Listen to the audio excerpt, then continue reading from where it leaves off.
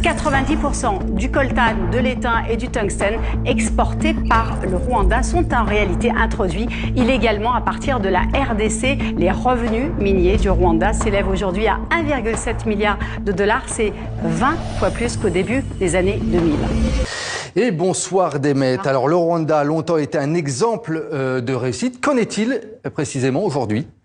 Alors, vous allez vous en rendre compte avec la croissance du Rwanda, 8,9% en 2024. Pour vous donner une idée de l'évolution du PIB, eh bien, il atteint en valeur 14 milliards de dollars en 2024. Il était de moins de 2 milliards en 1993. Demet, quel est le revers de cette réussite au Rwanda ? De 1983 à 2024, 30 ans de pseudo-croissance. 90% du coltan, de l'étain et du tungstène exportés par le Rwanda sont en réalité introduits illégalement à partir de la RDC. Les revenus miniers du Rwanda s'élèvent aujourd'hui à 1,7 milliard de dollars. C'est 20 fois plus qu'au début des années 2000.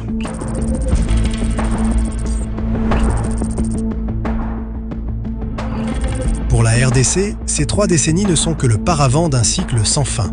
Pillage, agression, viol et massacre. La panique des réfugiés congolais sur fond d'affrontements entre... Ce semblant de prospérité révèle une vérité brutale.